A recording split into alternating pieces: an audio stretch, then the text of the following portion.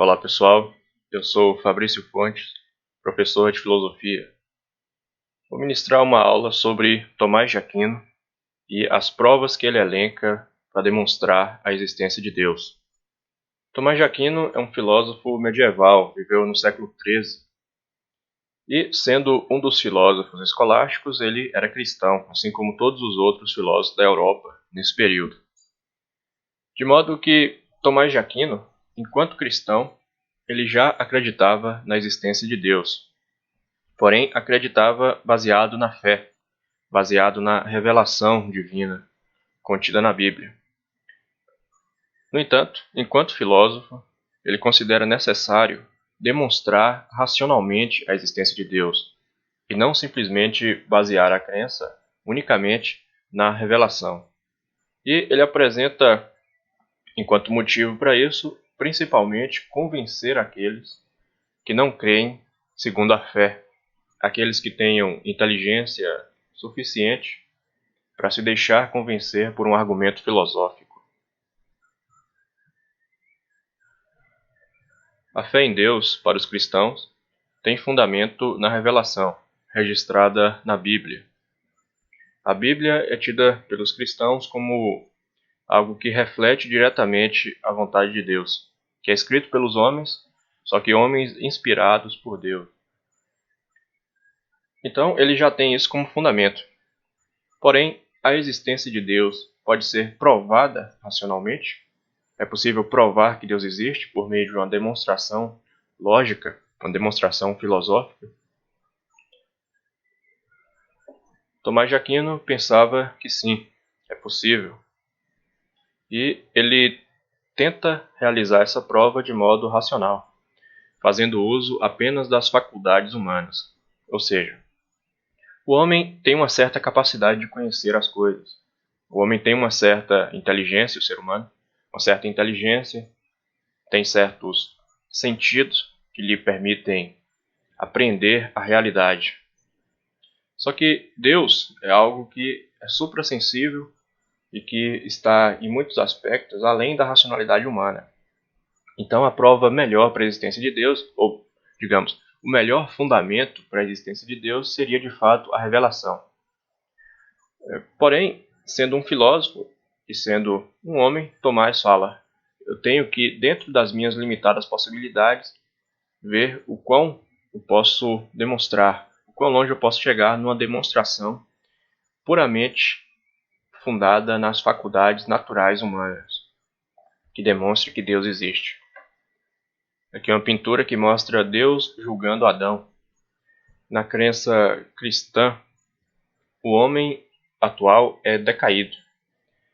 Eles pensam que Deus cria o homem perfeito. O homem e a mulher, Adão e Eva, são, durante o período antes da queda, antes do pecado, eles são perfeitos.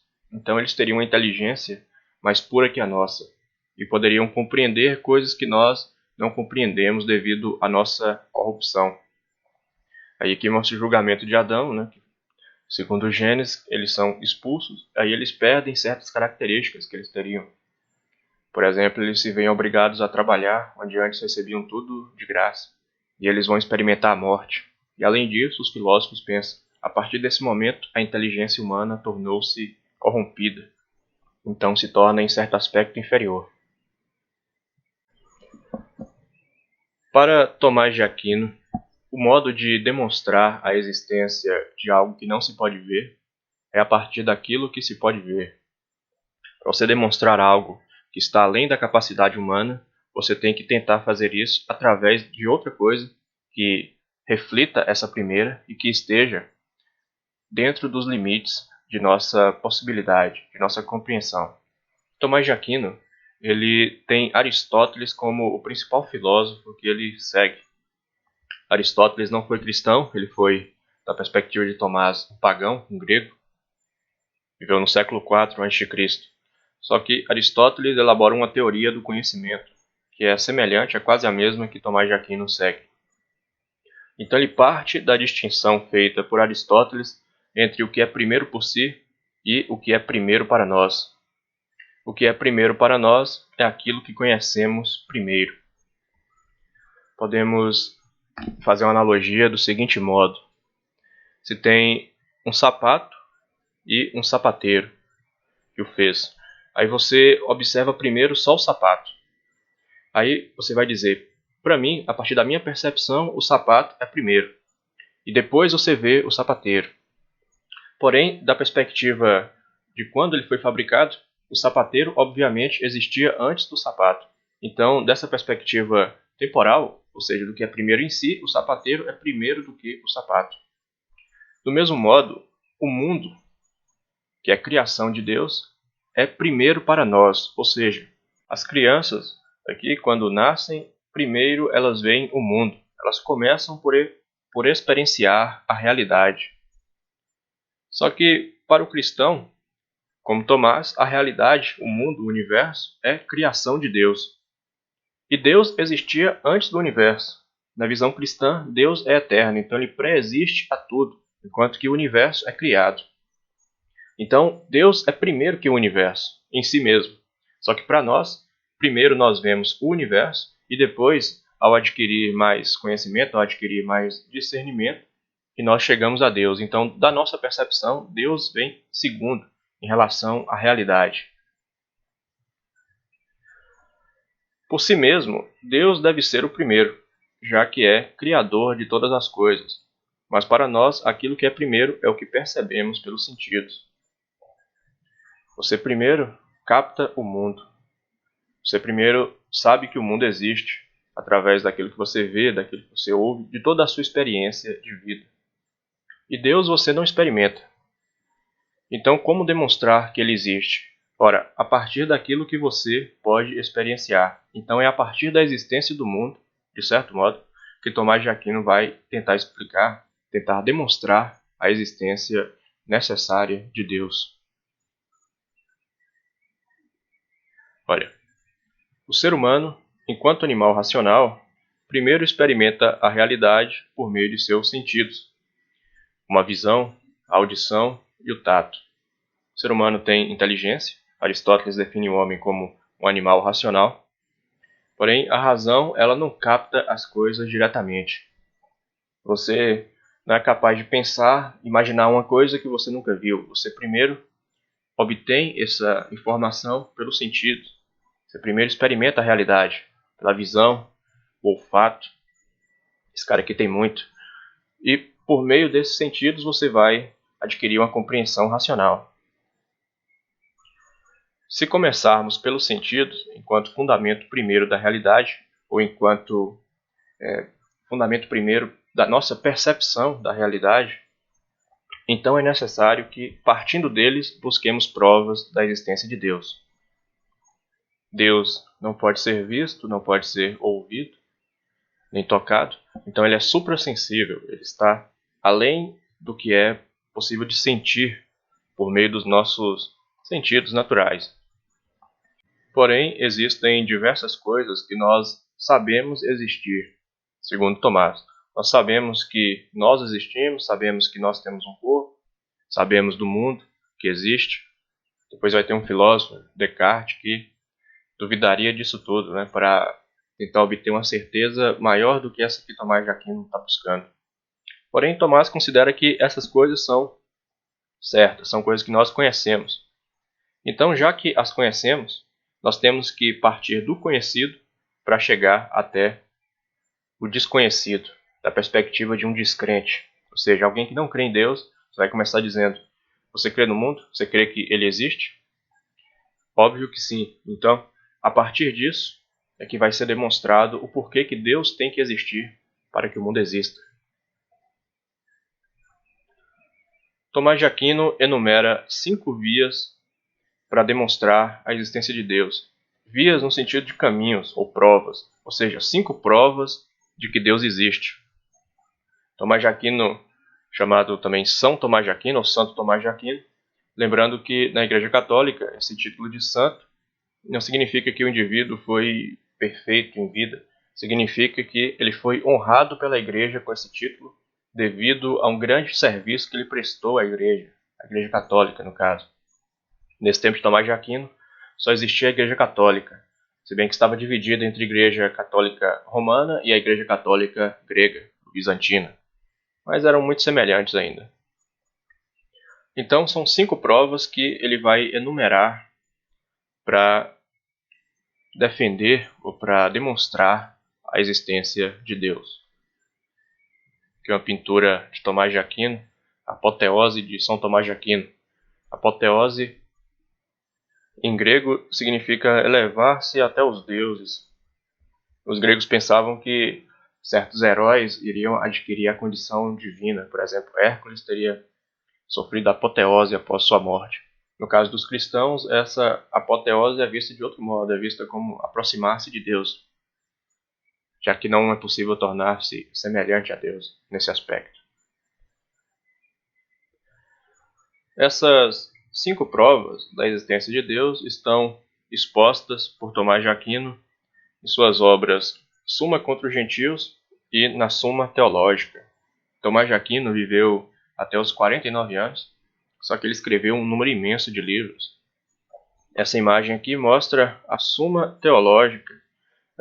É uma série de livros grandes em que ele aborda, ou ele tenta abordar todos os argumentos filosóficos, basicamente. Tenta fazer um sumário de todo o conhecimento humano. E aí, para cada coisa, ele apresenta na forma de questões. Ele demonstra lá, por exemplo, bota uma questão: o mundo é eterno ou o mundo é criado? Essa é a questão. Aí coloca lá primeiro as teses. Tem a tese de Aristóteles, o mundo é eterno. A tese cristã, o mundo é criado por Deus. Tem a tese de alguns filósofos pré-socráticos. O mundo passa por cíclicas destruições e ressurgimentos na arqué natural, no princípio de tudo, que seria para Tales de Mileto a água, ou para Anaxímenes o áperon. Então o mundo viria a ser e deixaria de ser sucessivas vezes. Coloca essas teses aí, vê os argumentos contrários e favoráveis a cada uma dessas teses e no fim apresenta qual a sua visão com base em tudo que foi argumentado e demonstrado ali.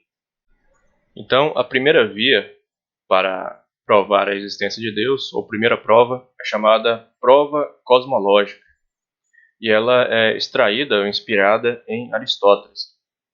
Aqui uma pintura de Aristóteles, que é considerado por Tomás de Aquino o maior dos filósofos gregos e o máximo que a inteligência natural humana conseguiu alcançar, sem o auxílio direto da graça divina, já que Aristóteles viveu 400 anos antes de Cristo. Um pouco menos. E os fundamentos dessa prova de Tomás de Aquino estariam nos livros Física e Metafísica, de Aristóteles. A Física é o livro que aborda o mundo natural. Física em grego, physis, significa natureza. Natureza enquanto toda a realidade observável, todo o universo. A Terra, o Sol, a Lua, as estrelas, tudo isso é natureza. E Metafísica significa aquilo que está além da física. Além no sentido de que a precede e a fundamenta. E ali Aristóteles busca então extrair as suas argumentações, para demonstrar essa prova cosmológica. Cosmos em grego significa ordem. E como o mundo é visto como ordenado, cosmos passou a significar o mundo, o universo. Então é uma prova que parte da existência do mundo ou do universo. O Aristóteles, ele acreditava que tudo que se move é movido por outra coisa. Ele falava assim, uma coisa, ela não tem movimento do nada. Não se pode mover a si mesmo. Você não pode se levantar do chão. Você pode levantar outra pessoa. Então tudo que se move é necessariamente movido por outra coisa. Aqui nessa imagem, dominós, que ele toca apenas em um, move um, e esse vai transferindo o movimento para vários outros. Então cada um é movido pelo outro. E essa é a crença de Aristóteles. Tudo que se move é movido por outra coisa. E o movimento mais primitivo que podemos ver, o primeiro movimento de todos, seria, para Aristóteles, o movimento do céu. O movimento dos corpos celestes. A crença clássica grega de Platão e Aristóteles, que ainda era defendida na época de Tomás de Aquino, era de que a Terra era esférica e estava parada no centro do universo. E em torno da Terra giravam todos os astros. girava primeiro a Lua, a esfera lunar, depois os planetas Marte e Vênus, depois o Sol giraria em torno da Terra, depois Marte, Júpiter e Saturno. E por último estaria a esfera do firmamento, a esfera das estrelas, que giraria no círculo maior. E segundo a crença de Aristóteles, como tudo que se move é movido por outro, cada uma dessas esferas iria transferir o seu movimento para que viesse depois dela. A esfera das estrelas transferiria o movimento para a esfera de Saturno, e essa para a de Júpiter, e assim por diante, até chegar na esfera lunar. E o movimento da esfera lunar iria ocasionar o movimento dos ventos, das nuvens, o movimento das marés e outros movimentos que se vê na Terra. Então, o primeiro movimento de todos deveria ser aquele que está mais externo nessa concepção geocêntrica do cosmos. E o movimento mais externo de todos seria o das estrelas, da esfera do firmamento. E tem esse nome firmamento porque eles achavam que era firme de fato, era uma esfera sólida de éter. Só que Aristóteles diz que nada é capaz de mover a si mesmo. Então, se os astros se movem, eles têm que ser movidos por outra coisa. O Sol, aparentemente, estaria girando em torno da Terra, nessa concepção. Só que o Sol ele não pode mover a si mesmo, nada pode. Então ele é movido por outra coisa. Aí Aristóteles vai dizer, movido pela esfera que está acima. E essa por quê? Movido pela que está acima. E a esfera última, a esfera do firmamento. Por que que ela é movida? Vejamos. Mas essa outra coisa, se é móvel, precisa ser movida por outra. E essa precisa ser movida por outra coisa. E essa por outra. Por outra, por outra e por outra. Ou seja, né, se você vai dizer que tudo que se move é porque é movido por outra coisa, você vai chegar num ciclo infinito, numa linha infinita de coisas. O movimento da Terra é movido pela Lua, o movimento assim das marés, dos ventos e tal, movido pela esfera da Lua, e essa é movida pela esfera de Mercúrio, depois de Vênus e tal. E no mundo natural, uma lança que se move é movida pela mão do homem, e a mão é movida pelo braço e tal. E isso é movido pela alma. E qual é o primeiro movimento? Qual é a primeira coisa que dá esse movimento inicial em tudo? Ele pensa que não se poderia dizer que se pode seguir ao infinito, dizendo que tudo que se move é movido por outro, que é movido por outro, por outro, por outro, por outro, infinitamente. É preciso haver um princípio. Como o regresso ao infinito é impossível, deve haver um primeiro motor que move as esferas celestes, que é o primeiro movimento visível para nós. Um primeiro motor que não é movido por nada, que é chamado também motor imóvel. Aristóteles pensava em Deus como o primeiro motor do universo. Aristóteles não via Deus como criador do universo. Ele achava que a Terra, a Lua, os planetas eram eternos. Eles existiam desde sempre e iriam continuar existindo para sempre. E qual seria o lugar de Deus? Ele pensa em Deus como um pensamento que pensa a si mesmo, porque ele pensa aquilo que há de mais perfeito no universo. E o que há de mais perfeito no universo é ele mesmo. Então ele fica lá pensando a si mesmo. E ele é tão perfeito que a sua perfeição move as esferas do céu.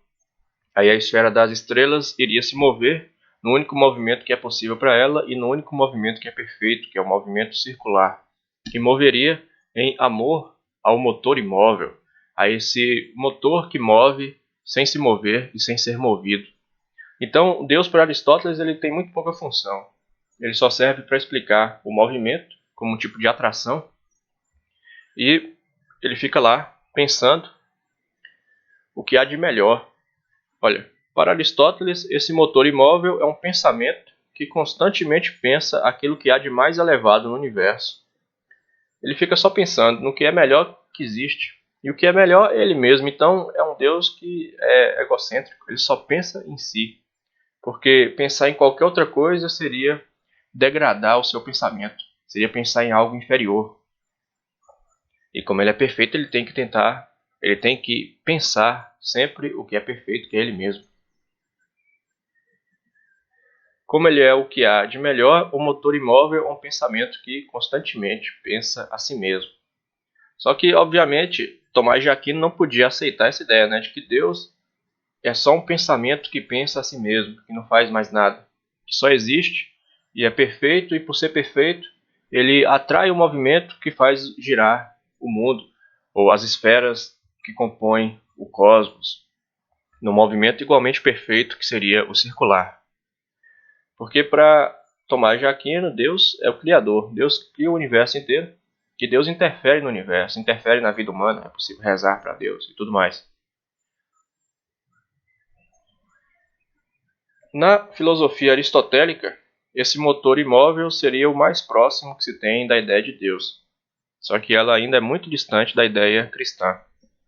Você poderia dizer que a ideia de Deus apresentada por Platão é mais próxima da ideia cristã, porque no diálogo Timeu, Platão apresenta o demiurgo. Ele explica do seguinte modo: o mundo ele existe, só que ele é corruptível, ele é feito de matéria. E o que é material, ele é corruptível. Então ele não é em si mesmo, por si mesmo, eterno.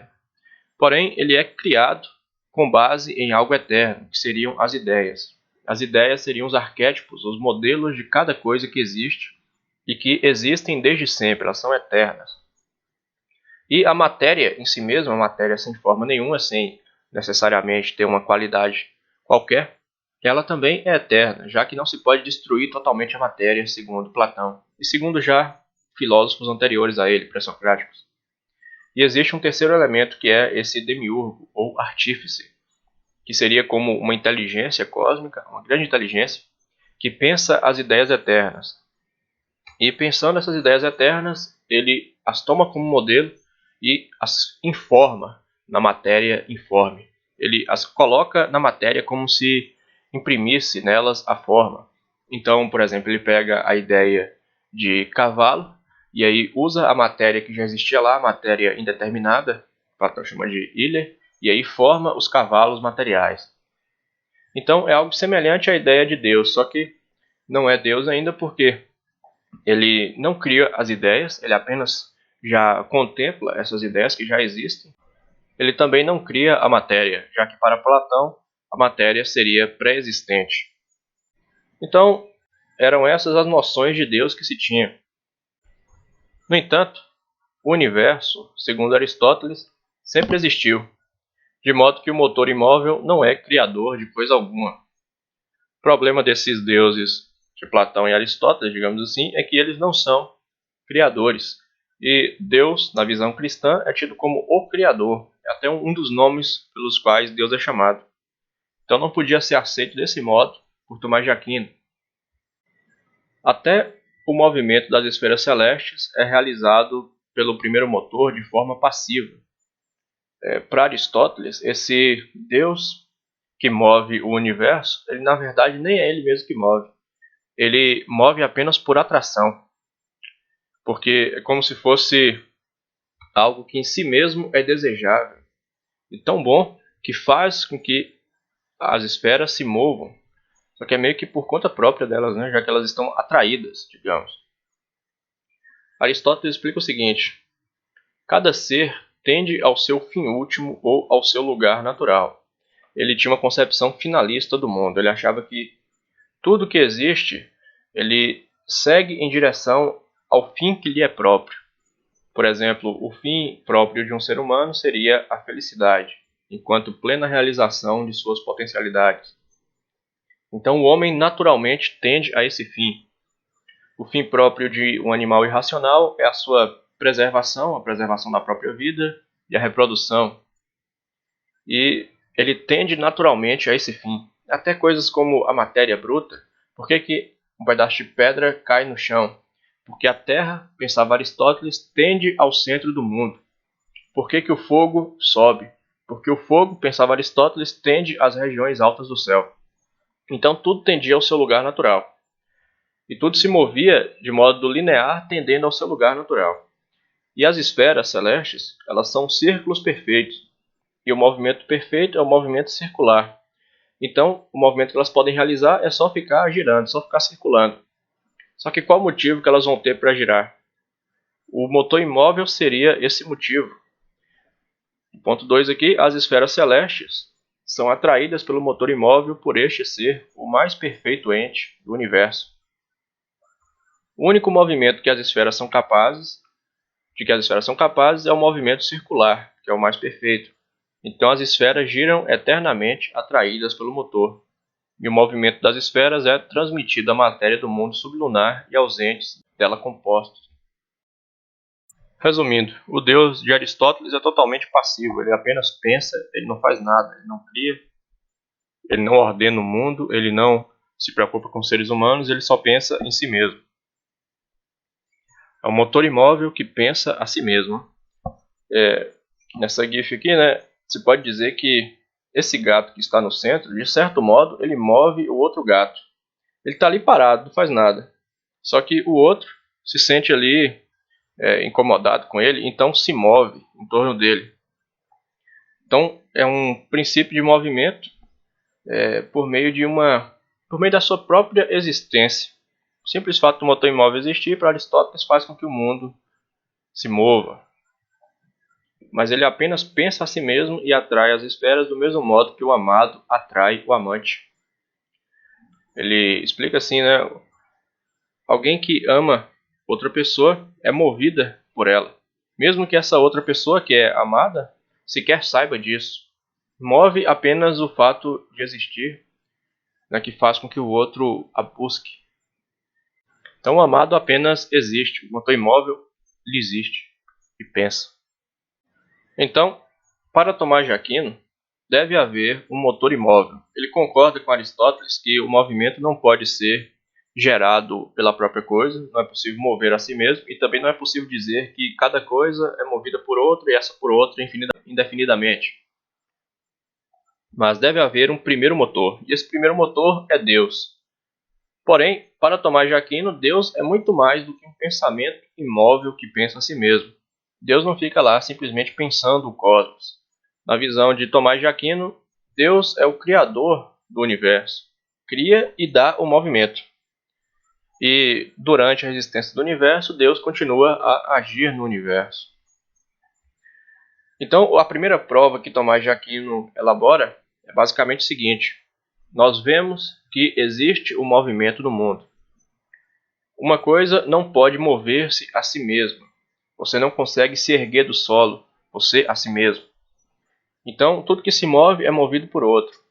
Porém, não é possível ter um regresso ao infinito, de modo que deve haver um primeiro motor que causa o movimento de tudo.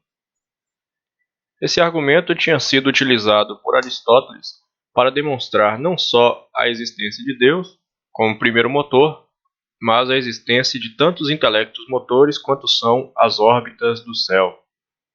Os antigos pensavam que o céu, os astros, eram como seres vivos. Aristóteles se refere ao cosmos como um grande ser vivo, composto por vários outros, menores, e que essas esferas celestes seriam dotadas de intelecto, dotadas de inteligência. Ele acreditava que esse argumento, pelo movimento, demonstrava essa realidade, essa inteligência dos astros. Porém, Tomás de Aquino diz que, a rigor, esse argumento só demonstra a existência de Deus e não das outras inteligências supostas, as inteligências angélicas, como se pensava, que iriam mover as outras esferas do firmamento. Para São Tomás, pelo contrário, o primeiro motor é um só, e é Deus. E só para Deus é válida a prova, não para a existência de várias inteligências angélicas como motores das esferas celestes, como pensaram alguns. Aqui é uma imagem que mostra a criação do mundo, e Deus criando o mundo na forma como o imaginavam os medievais. A Terra ali no centro, as esferas em torno. E nessa imagem até parece como se Deus fosse dar o movimento do mundo, fosse botar para girar as esferas do firmamento. Este argumento, para demonstrar a existência de Deus, tinha sido retomado pela primeira vez na escolástica latina por Abelardo de Berna. Depois insistiram nele Maimônides, que foi um filósofo judeu da Espanha, e Alberto Magno, que foi o próprio mestre de Tomás de Aquino. O segundo argumento, a segunda prova para a existência de Deus que Tomás de Aquino mostra é a prova pela via da causa eficiente, que é basicamente o seguinte: Aristóteles tinha dito que para se explicar qualquer coisa você explica por meio de 4 causas. Por exemplo, aqui uma estátua, ela é explicada por 4 causas. A causa material é de que ela é feita, no caso de mármore, de pedra. A causa formal é qual é a sua configuração, a forma dela. E a forma pode se entender de modo mais amplo. É aquilo que a caracteriza enquanto uma certa configuração da matéria. No caso, a causa formal da estátua, representando ali uma deusa, a deusa Vitória, aparentemente, Nike. Aí nós temos a causa eficiente, que é o que fez com que a matéria adquirisse aquela forma. No caso, a causa eficiente é o escultor, que esculpiu a pedra e a deixou naquela forma. E a causa final? A causa final é o porquê dele ter feito isso, a razão de ser da estátua. No caso, para prestar culto à deusa, ou então para embelezar o ambiente. Então são essas 4 causas que explicam tudo, segundo Tomás de Aquino, com base em Aristóteles. E, por exemplo, uma cama de madeira tem como causa eficiente um carpinteiro.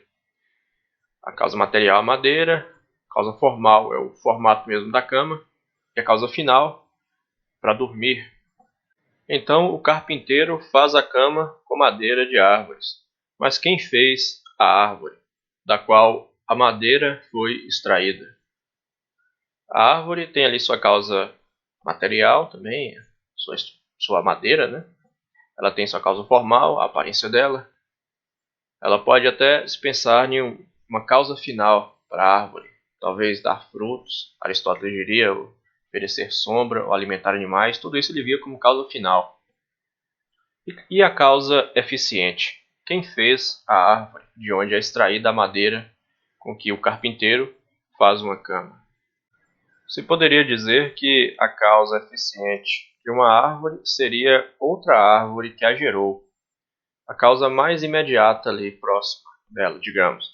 Porque a árvore gera a semente e a semente se transforma em outra árvore. Só que de onde se originou a semente dessa outra árvore que originou a segunda? Se originou de outra árvore mais antiga ainda. E aí, do mesmo modo, como no movimento não pode haver um regresso ao infinito, também em termos de causa eficiente não é possível retornar ao infinito, porque então não haveria uma causa primeira, e sem haver a causa primeira, não haveria todas as outras intermediárias. Então deve haver uma causa eficiente primeira de tudo, que é Deus. Deus é o Criador de todas as coisas, a causa primeira de tudo que existe. O próprio mundo, ele tem sua matéria. No caso, Tomás de Aquino pegava a teoria de Aristóteles, dizia que a matéria do mundo é água, ar, fogo e terra. O mundo tem a sua forma, a forma esférica, tem uma geografia própria. O mundo tem uma causa final, que é para abrigar a vida dos seres mortais. E o mundo tem uma causa eficiente, que é Deus, que criou o mundo. Curiosamente, para o próprio Aristóteles, o mundo não teria uma causa eficiente, desse modo aqui, já que o mundo não é criado. Para a filosofia de Aristóteles, o mundo é eterno. Esta segunda prova, extraída de Aristóteles, da metafísica, tinha recebido de Avicena, que é um filósofo árabe que viveu pouco tempo antes de Tomás de Aquino, uma nova exposição. Então, nem sempre essas provas de Tomás de Aquino são totalmente inovadoras, mas ele traz pelo menos para o cristianismo e as expõe de modo mais completo. Nessa imagem aqui, mostrando a Avicena, mostra as esferas dos planetas. As esferas primeiro dos elementos e depois ali dos planetas, do Sol e a esfera final. A terceira via, ou terceira prova da existência de Deus, é aquela que se relaciona ao que é possível e ao necessário. O que é algo possível? Uma imagem como essa aqui, na realidade, é possível? Uma estrutura com esse formato? Tomás de Aquino diz o seguinte: tudo que existe é ou possível ou necessário. O que quer dizer isso? Uma coisa necessária, o que é? É algo que não poderia não existir. É algo que existe necessariamente, porque tem em si mesmo a causa de sua existência. Por exemplo, na visão dele, Deus é necessário, porque Deus existe por si mesmo. E o que é algo possível? Esse barco numa garrafa é possível? Sim, porque ele poderia não existir. Algo que é possível é algo que existe presentemente, mas não possui em si mesmo a causa de sua existência, de modo que, se ninguém o tivesse feito, ele não existiria. E os entes que compõem o universo, de modo geral, e o próprio universo, eles são possíveis ou necessários? Uma cadeira, por exemplo, essa cadeira da imagem, ela é necessária? Tomás de Aquino diria que essa cadeira não é necessária, porque bastaria que ninguém a tivesse feito para que ela não existisse. Ela poderia não existir. E uma pessoa, ela é necessária? Uma pessoa, para o Tomás de Aquino, é apenas possível, porque para que ela não existisse, bastaria que seus pais não a tivessem gerado. E o universo inteiro, todo o cosmos, é necessário? Tomás de Aquino argumenta que não. O universo inteiro poderia não existir, já que ele não tem em si mesmo a causa da própria existência. Não é obrigatório que exista coisa alguma, poderia muito bem ser que não existisse nada, já que tudo que existe, existe apenas enquanto algo possível, algo que poderia ser ou poderia não ser. Só que o universo existe, obviamente, e ele existindo enquanto algo possível, pressupõe algo que o fez existir. Se existe algo possível, a existência desse algo deve se dever a outra coisa, como o filho que deve sua existência aos seus pais, e esses aos avós, aos bisavós e assim por diante, tal como naquele exemplo da árvore.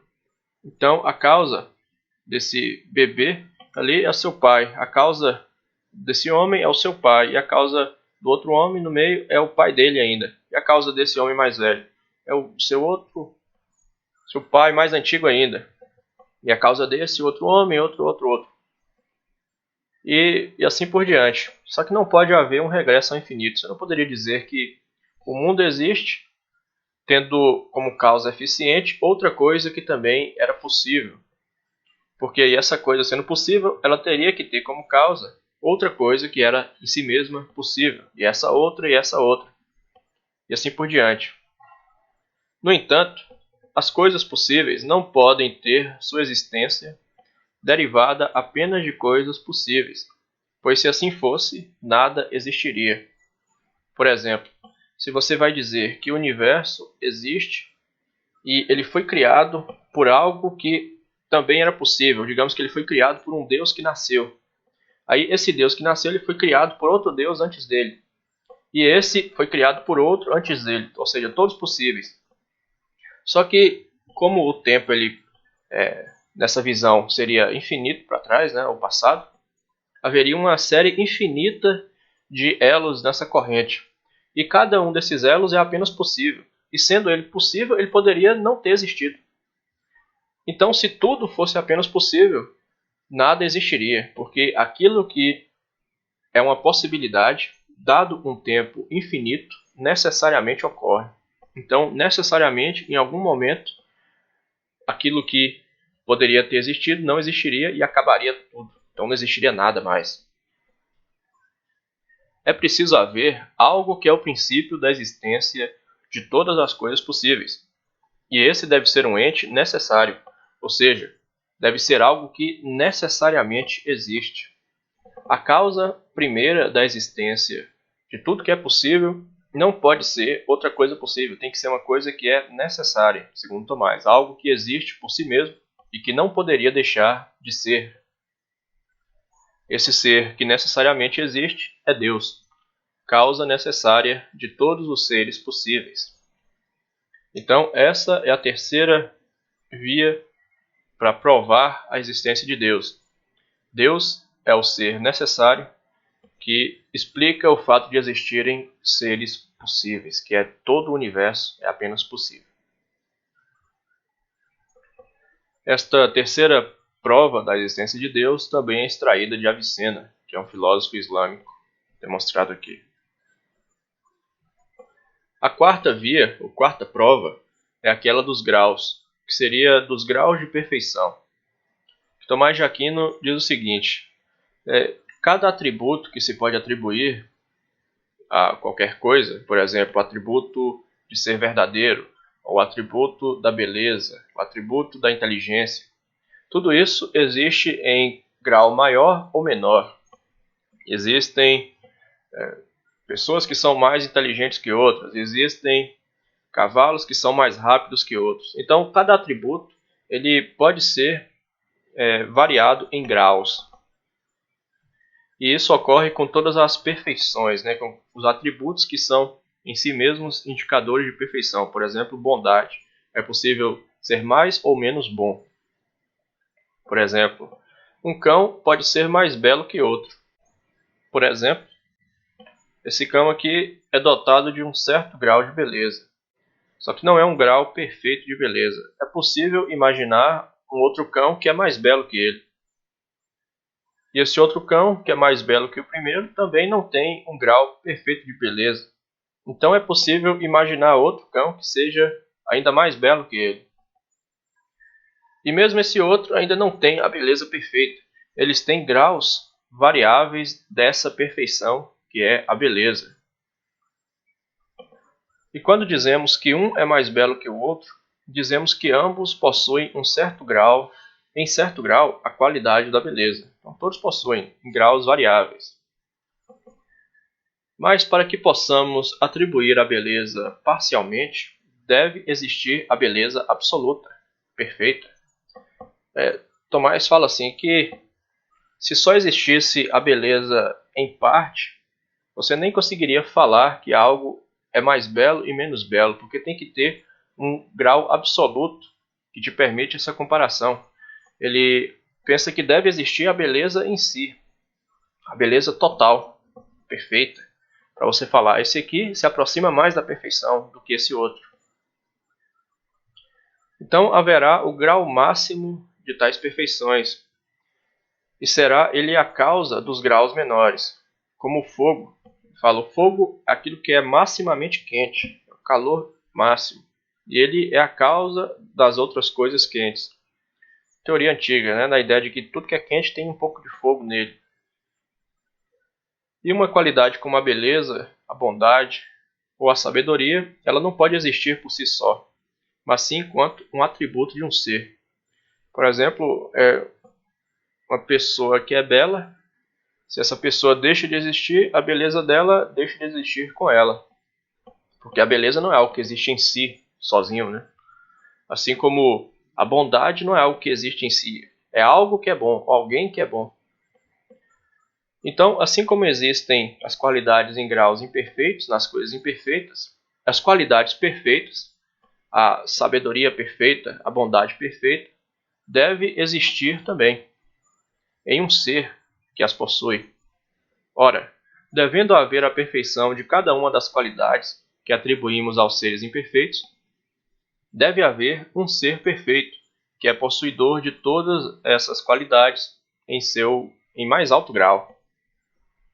Então, deve haver um ser que é perfeito em tudo, para que as perfeições existam e nós possamos verificar graus diferentes de perfeição nas coisas que são imperfeitas.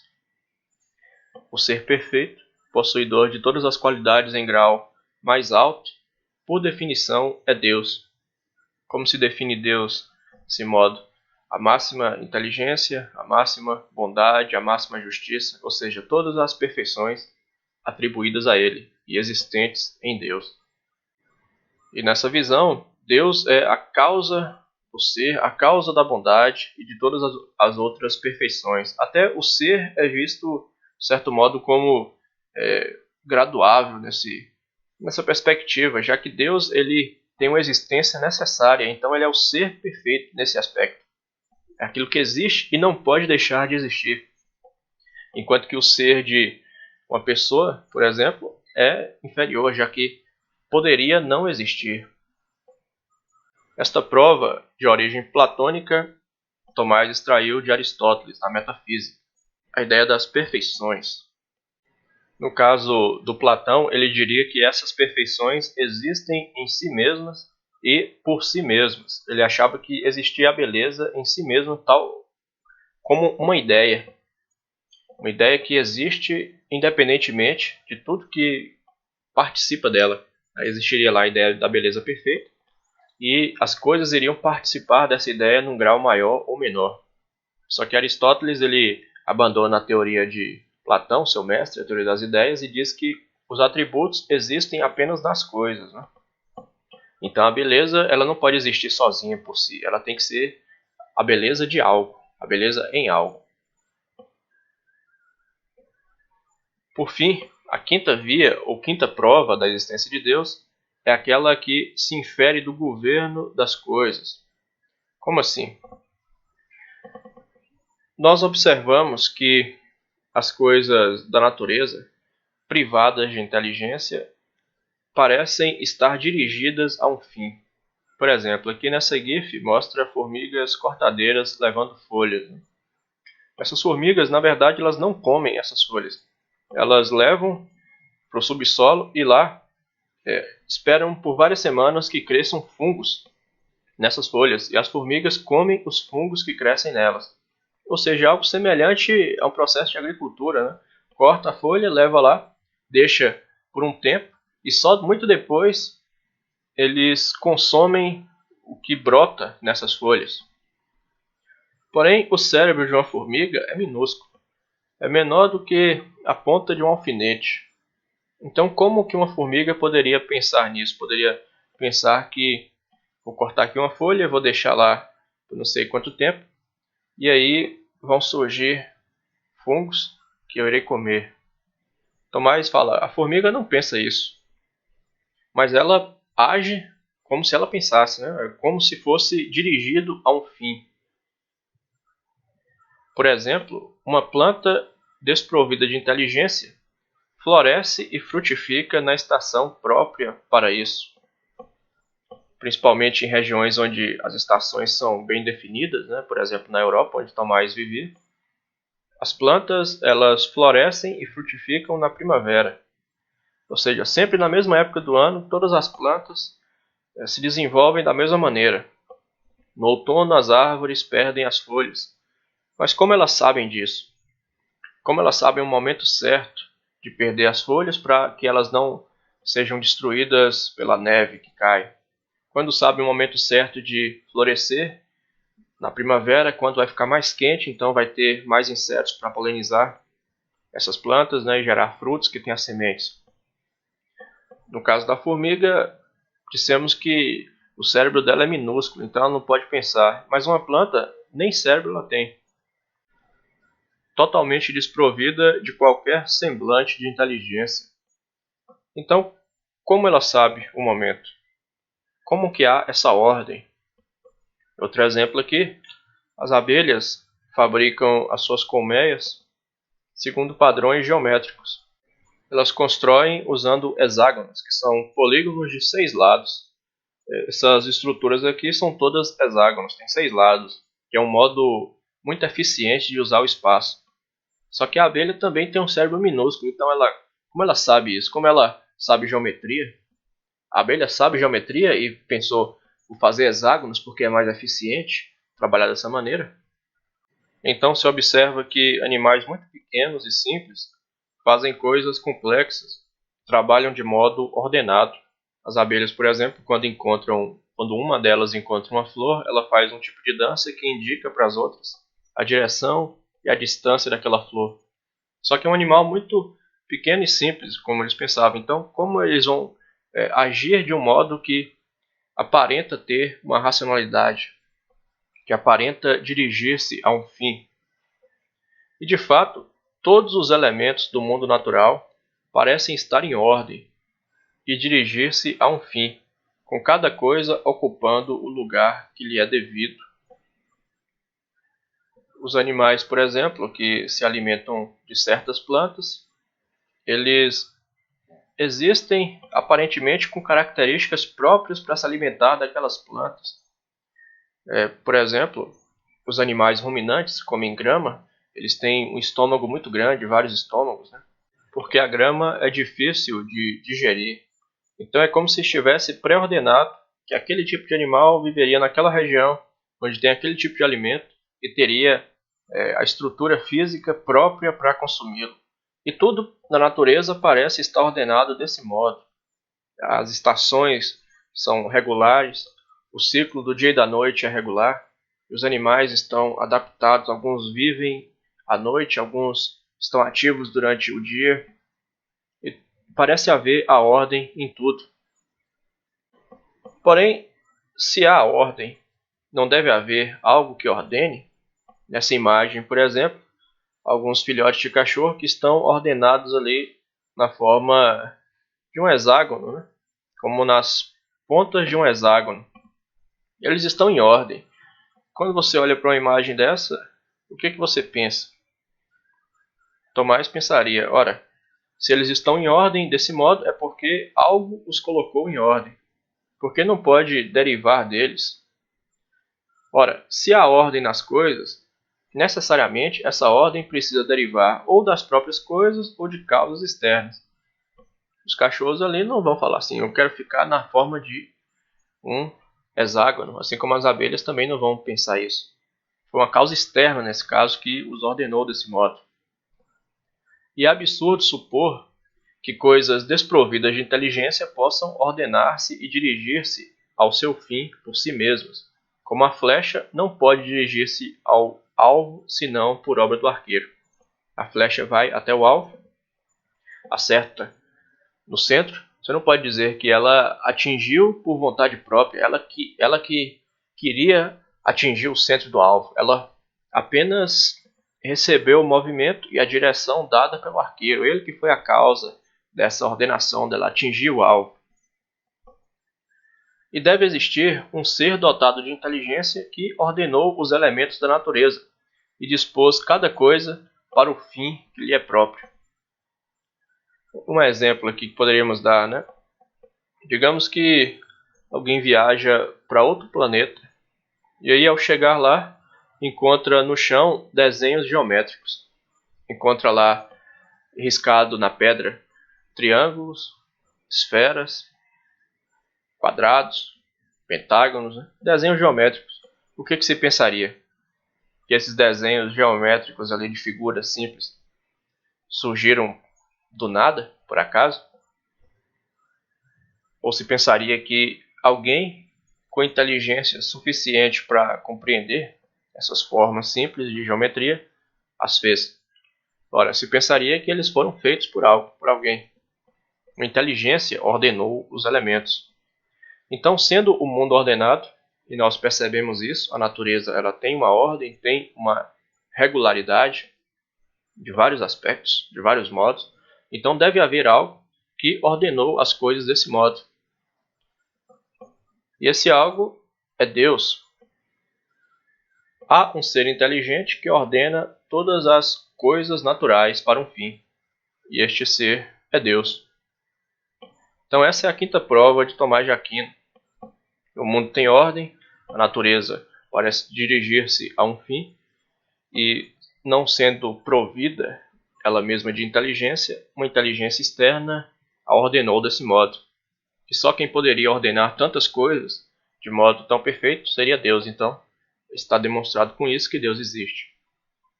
Nesta quinta prova, que é a mais antiga de todas, a exposição tomista segue provavelmente São Damasceno e Averroes, outro filósofo árabe. Então, essas são as 5 provas da existência de Deus elaboradas por Tomás de Aquino. Ele busca provar racionalmente algo que ele e os seus companheiros já acreditavam por fé, para demonstrar para aqueles que têm a inteligência filosófica, mas não têm a fé na escritura cristã.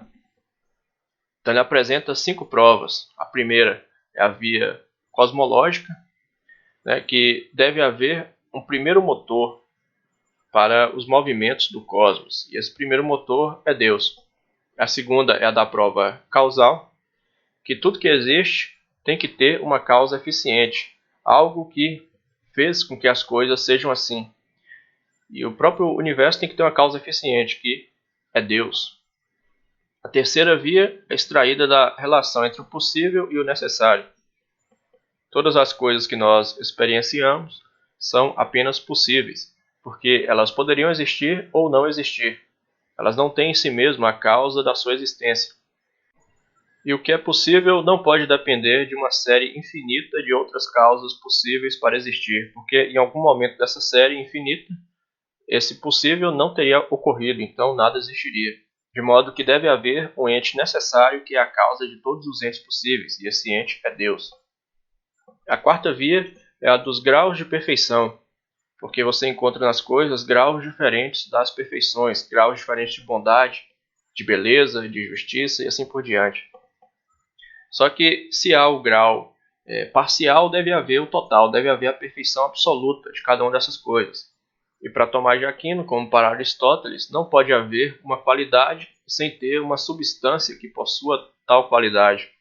Então, já que deve haver a beleza absoluta, a bondade absoluta, a justiça absoluta, deve haver um ente que possui em ato essas qualidades no grau máximo de perfeição. E esse ente é Deus.